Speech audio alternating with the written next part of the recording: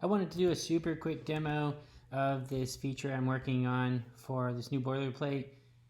The idea here is to try and make it so that the 80% of things that the dev team does are super easy to do, and that we can enable features like busy spinner management, caching data that we already have in Redux so you don't have to unnecessarily go to the server, things like that. We just want to be super easy for our devs to do. And so I'm working on adding that to our boilerplate. Our old boilerplate had these features, but now we're moving towards using the Redux toolkit, which is fantastic and actually has probably about 80-90% overlap with what our previous boilerplate did. So we wanted to get rid of that code that we could leverage Redux toolkit for. And so I had to kind of refactor our approach a little bit. The way that basically the idea works is we want real simple something like this for our devs when they're coming through to be able to specify a call to the API, because that's a lot of what they're going to do. And so here we're providing this do async, which you would provide inside of the create async that comes out of the Redux toolkit.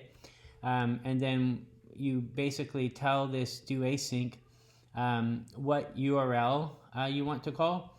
We'll build that up to where do async, actually it might already be doing that, but you would want it to by default put your API base URL on there so that if you're in different environments and things like that. And then what we're doing is we're allowing you to specify whether you want to use caching or not. And then the caching selector is necessary because of the way the Redux toolkit is set up. Previously, we didn't need the caching selector, but the Redux toolkit actually will resolve your query. I might ask Mark about this, but it seems like it sends a pending action no matter what, and you have to give it something to return. In our old approach, we would just not fire the pending action at the end of the asynchronous call.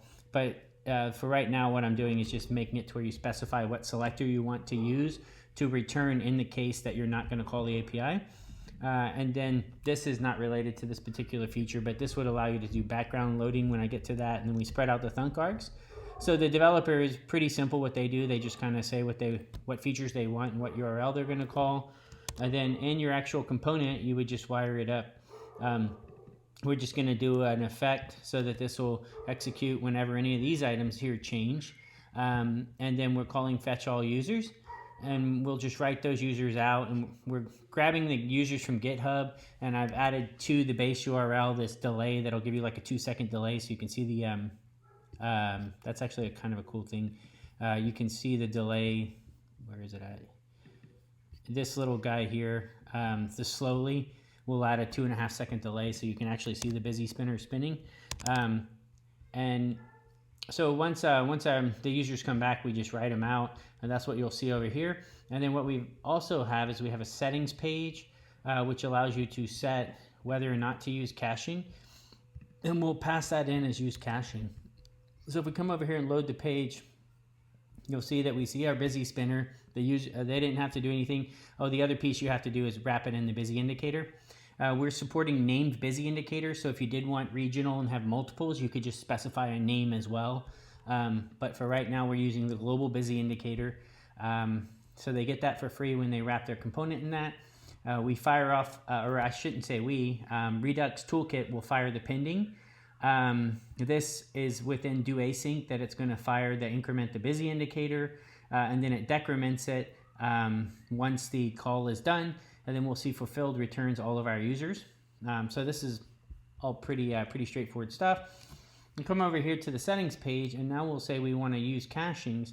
You can see that the settings updated use caching there. So that's now in our Redux store as well. When we come over, it will make the call because we haven't had the call occur yet when we were using caching. So now we'll see that the pending request goes out. We see that this HTTP cache module gets an add. And if we look at the add there, we'll see that that's adding by the URL and by the verb. We could make that better if we want. I was using the action previously, but I don't have access to the action in the Redux toolkit pipeline. And then we go ahead and we do the busy indicator pieces there, and then we fulfill, and all that's the same. So where it gets interesting is if we go to settings and we come back to users, it just instantly comes back. And that's what you want to happen a lot of the time, because there's no point in going back to the server right now. It's a case-by-case business requirement thing, but a lot of those cases are going to say, no, if I'm just clicking back and forth, I don't need to go back to the server. We will set a 12-minute default timeout. So it will refresh the cache after 12 minutes by default, and then you can override that. And then basically what happened there is we had our pending request go out, and then you see this do async redux cache hit. And if you look at that, it'll tell you that this was the item that was found in the cache. And so because we found that, we just fulfilled and returned the data that our selector was giving to us. So if you look right here, we're specifying a caching selector. And that caching selector has a default of get all users. So I made it so that the caller could specify a different selector if they like, but by default we'll use get all users. Maybe that's a good idea, maybe it's not. I'm just kind of still trying to think through this stuff.